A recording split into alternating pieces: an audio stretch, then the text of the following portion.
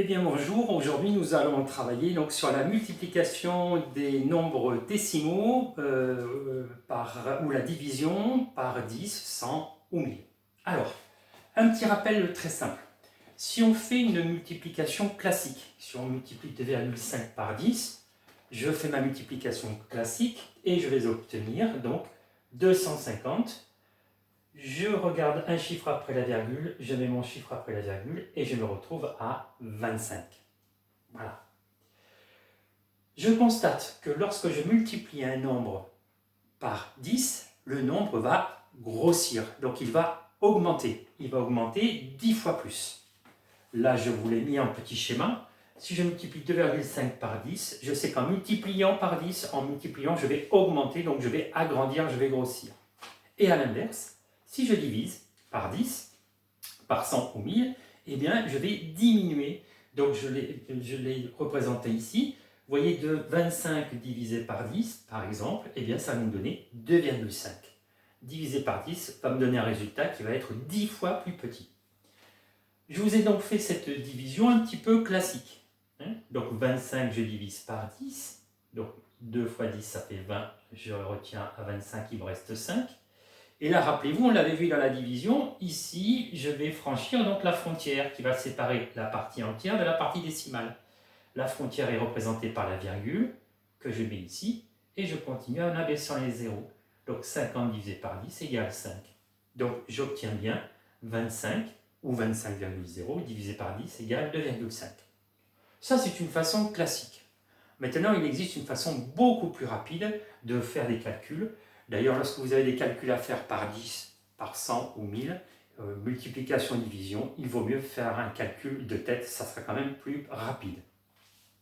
Alors, je vous ai symbolisé un petit peu ce calcul avec ce petit tableau-là. Rappelez-vous, on l'avait vu, ce tableau partagé en deux parties, la partie entière, que vous connaissez tous depuis le CP, et la partie décimale. Et donc, j'ai représenté le chiffre là, 25, avec cette petite pochette transparente. Le chiffre 25, le chiffre 2,5, pardon, que je vais mettre ici, 2,5. Vous avez bien compris que la frontière rouge, donc c'est la frontière entre la partie entière et la partie décimale. Donc, ça sera donc la virgule. Si je multiplie 2,5 par 10, ça veut donc dire que mon résultat va être beaucoup plus grand. Donc, il va grossir. Donc, je vais aller chez les gros là-bas, dans la partie des gros. Donc, je vais le pousser, le gros, chez les gros. Voilà. Et visuellement, en fait, je m'aperçois que ma virgule va se déplacer entre guillemets vers la droite. Ce qui n'est pas tout à fait exact parce que c'est le nombre qui se déplace sur la gauche. Mais nous, on va en rester au visuel. Mon nombre va grossir, va aller chez les gros. Mais visuellement, je me rends compte que ma virgule, entre guillemets, s'est déplacée vers la droite. Je vous l'ai symbolisé dans le petit tableau ici.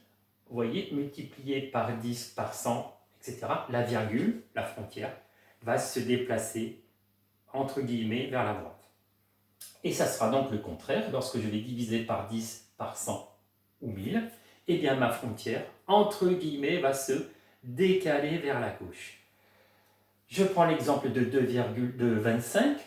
25, voilà. 25, c'est dans la partie entière. Si je divise par 10, eh bien, je vais décaler, je vais pousser chez les petits. Il va aller chez les petits d'un rang.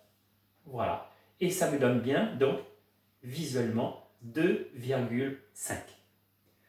Vous avez bien compris, si je reprends mon 25, si je reprends mon 2,5, pardon, si je le multiplie par 10, donc il va se décaler d'une rangée. Si je le multipliais par 100, il se décalerait de 2 rangées, etc., etc. Même chose pour la division. Je divise 25 par 10, il va se décaler d'un rang. Si je divisais 25 par 100, il se décalerait de 1, 2 rangs, et là j'obtiendrai 0,25. Voilà. En conclusion, eh bien, quand je multiplie par 10, le résultat doit être plus gros, et si je divise par 10 ou 100 ou 1000, le résultat doit être plus petit. Multiplier, résultat grandi, diviser, résultat diminué. Multiplier la virgule vers la droite, diviser la virgule vers la gauche. Voilà. Et pensez toujours, petit rappel, que 25, eh bien c'est la même chose que 25,000, on pourrait même continuer indéfiniment. C'est aussi la même chose que de dire que 2,5 c'est aussi 0,0000, 2,5, même on pourrait continuer, en fait il y a plein de zéros devant et derrière. Voilà. Si vous n'avez pas bien compris, ben recommencez à réécouter la leçon, mais vous verrez, c'est très simple. Multiplier par 10, la virgule vers la droite, diviser par 10, la virgule vers la gauche. Voilà.